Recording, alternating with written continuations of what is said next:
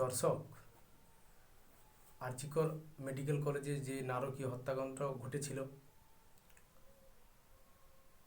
তার প্রথম দিন থেকে আজ পর্যন্ত ঘটে যাওয়া যে ঘটনাক্রম তার কিছু নিদর্শন তুলে ধরছি এবং আপনারাই সেটা বিশ্লেষণ করবেন।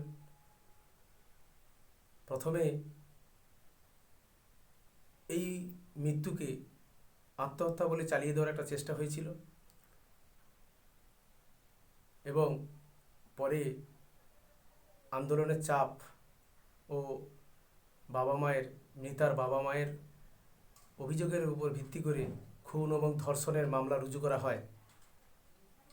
সেখানে পুলিশের তদন্তে সিসিটিভির এক সূত্র ধরে, হেডফোনের সূত্র ধরে একজন সিভিক সঞ্জয় রায়কে অ্যারেস্ট করে পুলিশ। তখন তদন্ত প্রক্রিয়া একজনকে দোষী সাব্যস্ত করেই তদন্ত প্রক্রিয়া এগোচ্ছিল। কিন্তু দর্শক, মেডিকেল স্টাফ, নার্স, ডাক্তার যারা আরজিকর ডিপার্টমেন্টে যুক্ত ছিল তাদের অধিকাংশেরই বক্তব্য যে এটা কখনোই একজনের পক্ষে এই ধরনের নারকীয় ঘটনা ঘটানো সম্ভব নয়। এখানে এক বা একাধিক তার থেকেও বেশি ব্যক্তি যুক্ত আছে বলেই তাদের বিশ্বাস এবং আন্দোলন ক্রমশ তীব্র থেকে তীব্রতর হয়। সেখানে দেহকে ময়নাতদন্ত করা হয়। এই ময়নাতদন্ত করার সময় বাবা মা ওখানে হাসপাতালে উপস্থিত ছিল। তারা মেয়েকে দেখার জন্য পুলিশের কাছে এতটাই আকুতি মিনতি এবং ক্রন্দন করেছিল যে তারপরও তাদেরকে সেই মেয়েটিকে দেখতে দেওয়া হয়নি। এটা গতকালের একটি স্টেটমেন্ট ছিল মৃতার মায়ের, যে আমাকেও পর্যন্ত দেখতে দেওয়া হচ্ছে না, পুলিশ বলছে তদন্ত চলছে, ময়না তদন্ত চলছে। পুলিশ তবে কাকে দেখতে দেবে? মৃতার মা বাবার উপরে নিশ্চিত তাদেরকে দেখানোর দায়িত্ব পুলিশের অগ্রাধিকার হওয়া উচিত, কিন্তু সেখানে সেটা হয়নি এবং তড়িঘড়ি তার বাড়িতে নিয়ে চলে যাওয়া হয় এবং বাবা মার কাছ থেকে সম্মতি আদায় করে পুলিশ দেহকে সৎকার করার চেষ্টা করে। কিন্তু পুলিশের কি কাজ দেহকে সৎকার করা? কি কারণ? এর পিছনে কি রহস্য রয়েছে? কি ছিল লুকোনোর প্রয়াস? তদন্ত প্রক্রিয়া চলার সময় যখন তারপরেও তদন্ত চলছে, ঠিক যে হলটিতে মেয়েটিকে ওইখানে নারকীয় হত্যাকাণ্ড ঘটেছিল বলে মনে করা হচ্ছে, সেই হলটি ভেঙে ফেলার এত তড়িঘড়ি কিসের ছিল? তখন ছিল দায়িত্বপ্রাপ্ত সুপার সন্দীপ ঘোষ। তার এত কিসের তাড়া ছিল যে সঙ্গে সঙ্গে ওই সেমিনার, এর কারণটা কি? এর কি কারণ? কেন এরকম ঘটনা ঘটতে পারে?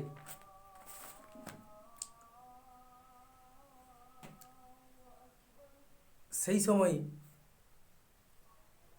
যখন রাজ্য সরকারের তরফ থেকে সন্দীপ ঘোষকে আরজিকর হাসপাতাল থেকে এনআরএস মেডিকেলে ট্রান্সফার করা হয় সুপার হিসাবে, তখনই কিন্তু মহামান্য হাইকোর্টের এক অসামান্য রায় আসে। সেখানে সন্দীপ রায়কে কম্পালসারি ওয়েটিংয়ে রাখা হয় এবং তদন্ত প্রক্রিয়ায় সহযোগিতা করার জন্য তাকে নির্দেশ দেওয়া হয়। দর্শক, হাইকোর্টের রায় কিন্তু এই ঘটনার সঙ্গে একদম সম্পর্কযুক্ত এবং সঠিক বলে মনে করছি। এই ব্যাপক আন্দোলনের মাধ্যমে, যখন প্রচণ্ড তীব্রতর আন্দোলনের মাধ্যমে মহিলারা রাত 14ই আগস্ট মহিলারা রাতের রাস্তা শহর থেকে শহরতলি, গ্রামগঞ্জে প্রত্যেকটা জায়গায় তারা দখল নিয়েছে। সেখানে দেখা যাচ্ছে মাঝরাত্রে কিছু দুর্বৃত্ত এসে সম্পূর্ণ আরজিকর হাসপাতালের কিছু জরুরি বিভাগের জিনিসপত্র, ওষুধপত্র এবং নানা রকম যে সমস্ত আসবাবপত্র, দ্রব্য সামগ্রী প্রত্যেকটাকে ভেঙে তছনছ করে দেয়। এর কারণ কি?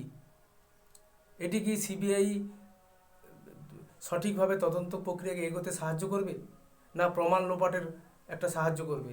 এটা কি প্রমাণ লোপাটের জন্য করা হয়েছিল? দর্শক, কি মনে করেন আপনারা? দর্শক, এবার একটা নাটকীয় ঘটনা দেখুন। প্রথম দিন থেকে যেভাবে এই হত্যাকাণ্ডকে একটা স্রেফ আত্মহত্যা বলে চালিয়ে দেওয়ার চেষ্টা হয়েছিল। সেখানে স্বাস্থ্য বিভাগ, পুলিশ বিভাগ প্রত্যেকটার ফেলিওর বলে মনে হয়, সবটাই ফেল করেছে। যখন পুলিশ বিভাগের ফেলিওর দেখুন, যখন ওখানে আরজিকর হাসপাতালে ভাঙচুর হচ্ছে, পুলিশ এবং র্যাব চুপচাপ নীরব দর্শকের মতো দাঁড়িয়ে আছে। তাদের কোনো স্টেপ নেওয়ার ক্ষমতা ছিল না। তারা কি পারত না এটা আটকাতে? কারা দুর্বৃত্ত? কেন তারা এসেছিল? কেন ওই সেমিনার হলটাকে তারা বেছে নেওয়ার চেষ্টা করছিল, যেখানে ওয়াশরুম, যেই জায়গাটাতে হত্যাকাণ্ড ঘটেছিল সেটাই তো সবচেয়ে প্রুফ জায়গা। ওখান থেকে তো কিছু তথ্য পাওয়া যেতে পারে, এবং এই হত্যাকাণ্ডের সঙ্গে কারা জড়িত তাদের সম্পর্কে কিছু পুঙ্খানুপুঙ্খ বিবরণ বা তথ্য প্রমাণ ওখান থেকে পাওয়ার সম্ভাবনা ছিল। কিন্তু কেন এটা করা হলো না?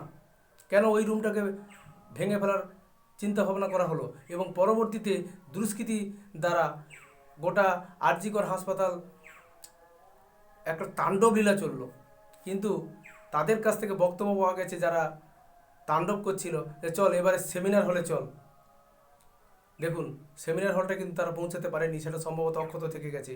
কিন্তু ওয়াশরুমটা সঠিক আছে কি নেই সেটা কিন্তু সম্ভবত হাইকোর্ট এটা জানতে চেয়েছে সিবিআইয়ের কাছে, যে আপনারা দেখুন যে সেটা সুরক্ষিত আছে, ওয়াশরুম কি সুরক্ষিত আছে। আরেকটা জিনিস শুনুন দর্শক, যেখানে নাগরিক সমাজ, ডাক্তারি পড়ুয়া, ডাক্তার প্রত্যেকেই এই আন্দোলনে সামিল হয়েছে, সেখানে বিরোধী সমস্ত দলই এই আন্দোলনকে সমর্থন করে তারাও আন্দোলন করছে। ঠিক সেই মুহূর্তে ঘটে গেল আরেকটি উল্লেখযোগ্য ঘটনা। শাসক দলের তরফ থেকেও কালকের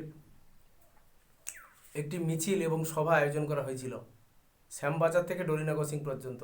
সেখানেও মুখ্যমন্ত্রী পথ পাড়ি দিয়েছেন, পথ হেঁটেছেন এবং মিছিল করেছেন। সেখানেও দাবি উঠেছে দোষীদের উপযুক্ত শাস্তি চাই, ফাঁসি চাই। কিন্তু একটু ভাবুন, সকল আন্দোলনকারী যখন দাবি প্রশাসনিক ফেলিওরের উপরে, প্রশাসনের ব্যর্থতার উপরে, সেখানে শাসক দলও আন্দোলন করছে ফাঁসি চাই, ফাঁসি চাই এবং উপযুক্ত শাস্তি চাই। কিন্তু কেন? কাদের বিরুদ্ধে আন্দোলন? টোটাল সিস্টেমটাই তো ভেঙে পড়েছে। একটা সিস্টেম চালিয়ে দেওয়ার চেষ্টা হয়েছিল যে এটা আত্মহত্যা। আজকের স্বাস্থ্য বিভাগ, পুলিশ বিভাগ, প্রশাসন বিভাগ সব তো আপনাদের দখলে ছিল, সবটাই তো আপনাদের দখলে ছিল। কিন্তু কেন হলো এই ফেলিওর? তাই পরিশেষে দর্শক বলতে হয়, আমার স্বাস্থ্য আমার পুলিশ, আমার বিরুদ্ধেই আমার নালিশ।